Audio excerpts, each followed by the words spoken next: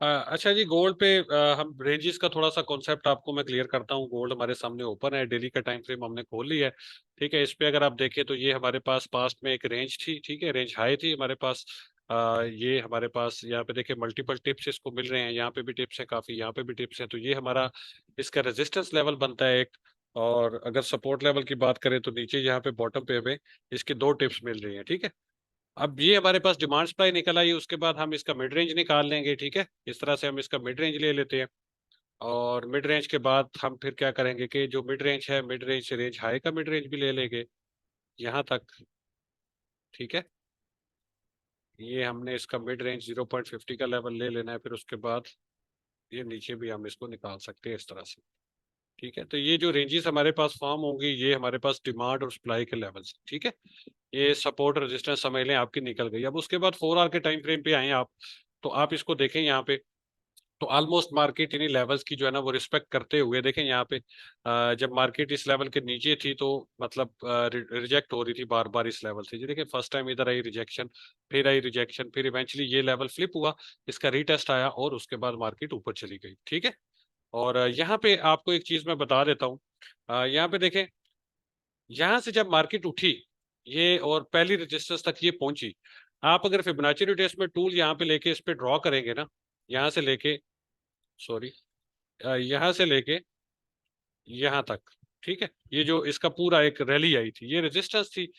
आप रेजिस्टेंस तक ही महदूद रखें इसको, आगे नहीं चलते हम। ठीक है, ऊपर जो विक आई आप उसको छोड़ दें। ठीक है, यहाँ पे देखिए अब 1 आवर पे आ जाते हैं जरा, और भी आपको पिक्चर क्लियर हो जाएगी। ठीक है, ये देखें, यहाँ पे मार्केट ने एक रैली ली, सपोर्ट से रेजिस्टेंस तक हमने फिबोनाची रिट्रेसमेंट ड्रॉ कर लिया। अब हमने क्या करना होता है कि यहां से जो पहला पुल बैक, जब फर्स्ट टाइम मार्केट रेजिस्टेंस पे आएगी तो पॉसिबिलिटी होती है कि 25% से लेके 50% तक ये रिट्रेस होगी, उसके बाद न्यू हाई आ जाएगा या दोबारा से ये रेजिस्टेंस को चैलेंज कर देगी। ठीक है, तो हमने अगर यहाँ से एडवांस पेंडिंग ऑर्डर भी लगा रखा था तो देखिए थोड़ी सी मार्केट हमारे अगेंस्ट गई, लेकिन इवेंचुअली मिड रेंज और 618 के लेवल तक आई मार्केट। ठीक है, और 618 के लेवल से अगेन न्यू हाई आ गया। तो मतलब जब फर्स्ट टाइम रेजिस्टेंस टेस्ट हो रही है या सपोर्ट टेस्ट हो रही है तो हम उस पर पेंडिंग ऑर्डर लगा के भी इसको कैश आउट कर सकते हैं। टारगेट वन हमारा फिबोनाची रिट्रेसमेंट का लेवल 0.25, और सेकंड टारगेट 0.382, और थर्ड टारगेट हमारा 0.50 बनता है। 0.50 मैक्सिमम लेवल हमारा बनता है। ठीक है, यहाँ तक हमने निकल आना होता है ट्रेड से, ये जो हम स्कैल्पिंग की ट्रेड लेते हैं। सही है, उसके बाद जो है ना फर्दर आगे हम देखते हैं। ठीक है, उसके बाद ये देखें यहाँ से ये रेजिस्टेंस फ्लिप हो गई। ठीक है, ये देखें टूट गई, ऊपर गई मार्केट, रीटेस्ट किया। अब इस रेजिस्टेंस से लेके यहां तक देख लें। ठीक है, समटाइम आप देखें कि जो सपोर्ट एंड रेजिस्टेंस आपने निकाली है 100% हर बार वही लेवल नहीं होते, आपने जस्ट एक रैली देखनी होती है। ठीक है, उसके बाद रिजेक्शन देखनी होती है। आप सिंपल ये सपोर्ट से लेकर रेजिस्टेंस तक ही ले लें इसको, उसके बाद भी रिट्रेसमेंट आप देखें तो ये देखिए ये 0.25 का लेवल है आपका, ये 382 का है, ये इसका 50 का लेवल है। ठीक है, और ये 618 का लेवल है। तो रिट्रेस ऑलवेज 0.25% तक तो आता ही आता है। आपने यहाँ से सेल लिया था, मार्केट आपके बेशक अगेंस्ट गई, लेकिन इवेंचुअली 0.25% आपको प्रॉफिट दे के ही जाएगी ट्रेड, 9 आउट ऑफ 10। ठीक है, अब उसके बाद आगे चलते हैं, आगे देख ले, अगली रेजिस्टेंस से सपोर्ट देख ले। ठीक है, यहाँ पे हमारा जो है ना वो उसने नहीं दिया हमें रिट्रेस। ठीक है, 9 आउट ऑफ 10 है ना, 100% तो नहीं है, तो यहाँ पे उसने हमें रिट्रेस नहीं दिया। इसके बाद क्या हुआ अब देखें, हमने यहां से लिया था सेल, ये देखें ये हमारा सेल है। ठीक है, एंट्री वन है। उसके बाद इस सपोर्ट से लेके इस रेजिस्टेंस तक चले जाए तो यहाँ पे मिड रेंज तक मार्केट आ रही है, ये हमारा जो है ये सेल एक है।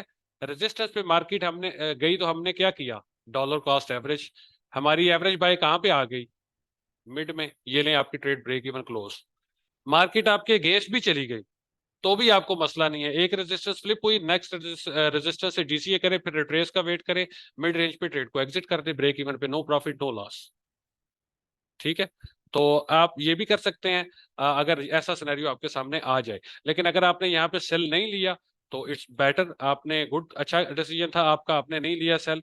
तो उसके बाद नेक्स्ट जब रेजिस्टेंस पे मार्केट गई, आपने यहाँ से सेल लिया तो देखिए 0.50 के लेवल तक तो रिट्रेस आ रहा है। ये देखिए ऑन द स्पॉट 25%, 25% तो उसने फौरन दिया आपको, फौरन। उसके बाद पुल बैक आ रहा है, फिर इवेंचुअली मिड रेंज तक ही मार्केट आ चुकी है। तो ये इस तरह से जो फिबोनाची रिट्रेसमेंट टूल का लेवल है 0.25%, जब भी मार्केट किसी मखसूस रेजिस्टेंस या सपोर्ट लेवल पे जाती है तो जो पहला रिट्रेस आता है वो 25% तक तो आता ही आता है, 9 आउट ऑफ 10।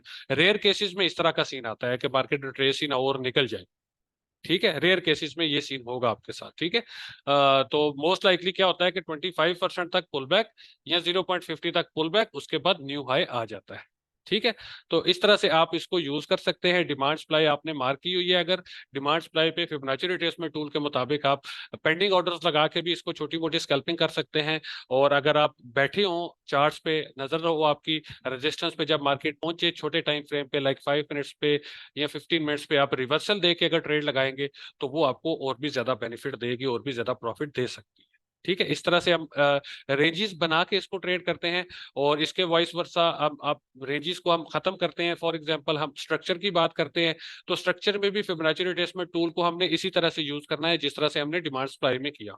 जब भी आपको एक स्ट्रॉन्ग रैली मिलती है, लाइक यहाँ से लेके यहाँ तक मार्केट में एक रैली आई, उसके बाद रिट्रेस कहाँ तक आएगा, मोस्ट लाइकली मिड रेंज तक आएगा। अप ट्रेंड की बात कर रहा हूँ मैं, ठीक है, अप ट्रेंड में मिड रेंज तक आएगा, मिड रेंज से न्यू हाई आ जाएगा।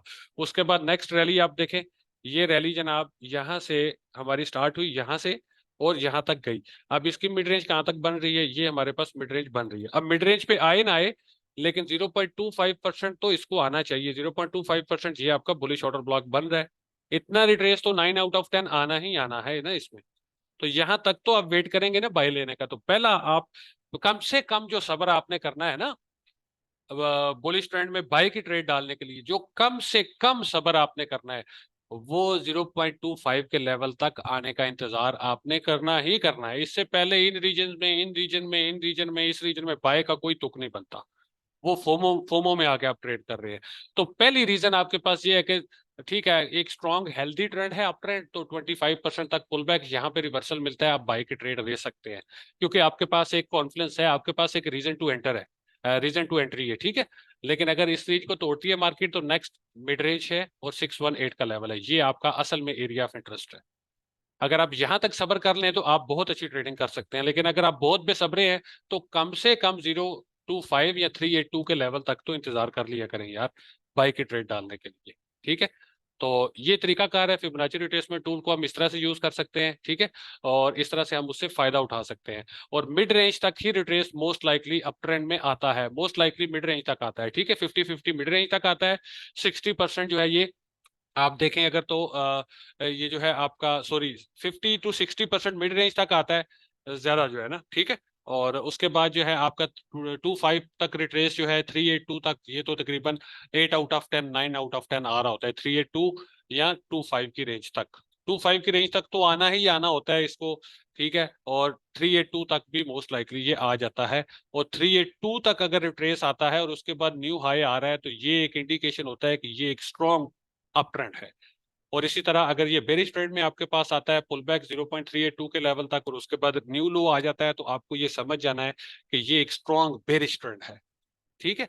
तो ये चीज है कि अगर 382 को वो तोड़ के 50 के लेवल तक आ रहा है तो फिर समझ लें कि अप ट्रेंड तो है, लेकिन मतलब वो उस एक्सट्रीम लेवल का अप ट्रेंड नहीं है। अप ट्रेंड जरूर है लेकिन वो एक्सट्रीम बुलिश नहीं है, ठीक है। लेकिन अगर 382 के लेवल से ही मार्केट न्यू हाई लगा रही है तो ये extreme form of bullish trend होती है, ठीक हो गया। तो इस तरह से फिबोनाची रिट्रेसमेंट टूल को हम मार्केट स्ट्रक्चर पे भी अप्लाई कर सकते हैं, डिमांड सप्लाई पे भी अप्लाई कर सकते हैं। कोई भी मार्केट में एक रैली आती है उस रैली पे भी हम उसको अप्लाई कर सकते हैं और उसको यूज कर सकते हैं, ठीक है। इस पे कोई सवाल हो किसी का तो आप कर सकते हैं।